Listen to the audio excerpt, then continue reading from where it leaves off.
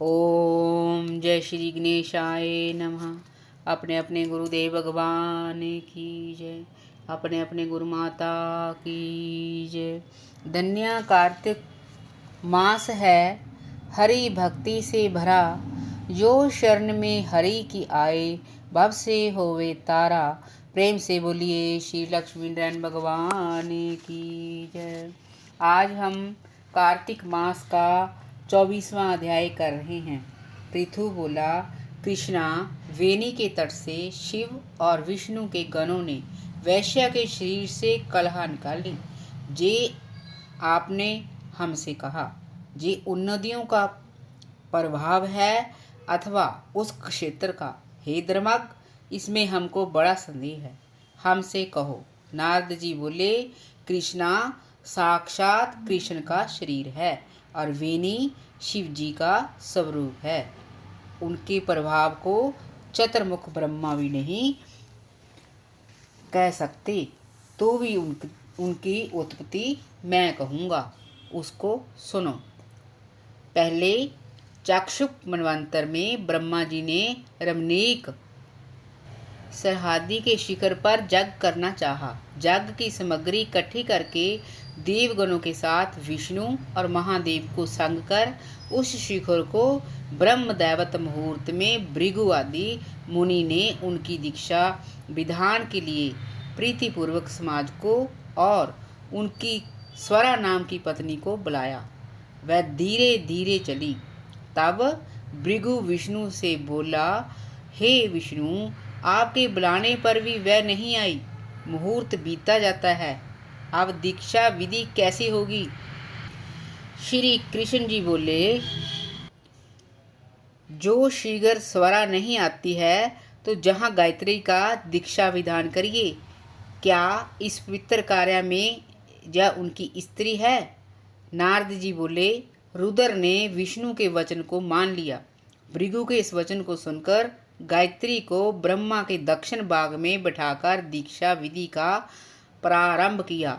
जितनी देर में मुनीश्वरों ने दीक्षा विधि प्रारंभ करी, इतने ही में यज्ञ स्थल में स्वरा आ गई और गायत्री को ब्रह्मा के संग दीक्षा की हुई देखकर सौतपने की ईर्ष्या से क्रोध कर बोली, जहाँ अपूज्यों का पूजन होता है और पूज्यों का पूजन नहीं होता, वहाँ दुर्भिक्ष मरण भय यह तीन होते हैं। जो यह दक्षिण भाग में मेरे आसन पर बैठी है, इससे अदृश्य ऐसी गुप्त रूप वाली नदी होवेगी। मेरे आसन पर मुझसे छोटी तुमने बिठा दी, सो तुम भी जड़ी बनकर नदी में होगे। इसके शाप को सुनकर क्रोध के मारे कांपते हुए होंठे से देवताओं के रोकने पर भी गायत्री बोली, ब्रह्मा, तेरी भांति मेरे भी पति हैं, तूने वृथा शाप दिया, इससे तू भी नदी हो।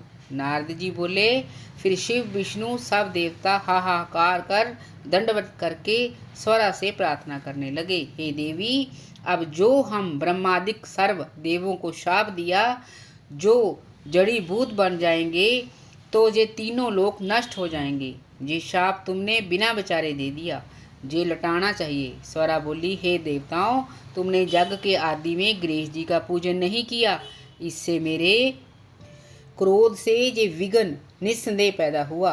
मेरा यह वचन निश्चय है, झूठ नहीं है। इससे अपने अंशों से जड़ीभूत होकर तुम सब नदी हो और हम दोनों सौत भी अपने अंशों से नदियां होकर पश्चिम की तरफ बहेंगी। नारद जी बोले, ऐसे स्वरा के वचन को सुनकर ब्रह्मा, विष्णु और शिव ये सब जड़ीभूत होकर अपने अंशों से नदी हो गए। वहीं विष्णु, कृष्णा नदी, शिव वेणी और ब्रह्मा कुमुदनी नदी हुए। ये सब अलग अलग हुए। देवता भी अपने अपने अंशों की जड़ करके संध्याचल की शिखरों से नदी होकर अलग अलग बहने लगी। पूर्व वाहिनी देवताओं से, पश्चिम वाहिनी हजारों नदियाँ उनकी स्त्रियों के अंश से उत्पन्न हुई। गायत्री और स्वरा पश्चिम वाहिनी नदियाँ स्वित्री नाम से प्रसिद्ध हुई। ब्रह्मा जी ने उस यज्ञ में विष्णु और शिव इन दोनों की स्थापना की, जो महाबल और अतिबल नामक देवता हुए। कृष्णा और वेणी के उपाख्यान को जो मनुष्य सुनेगा, सुनावेगा, उसको उनके दर्शन और स्नान का फल मिलेगा। बोलिए विष्णु भगवान की जय। कल हम करेंगे कार्तिक मास का 25वां अध्याय। जय श्री राधे राधे।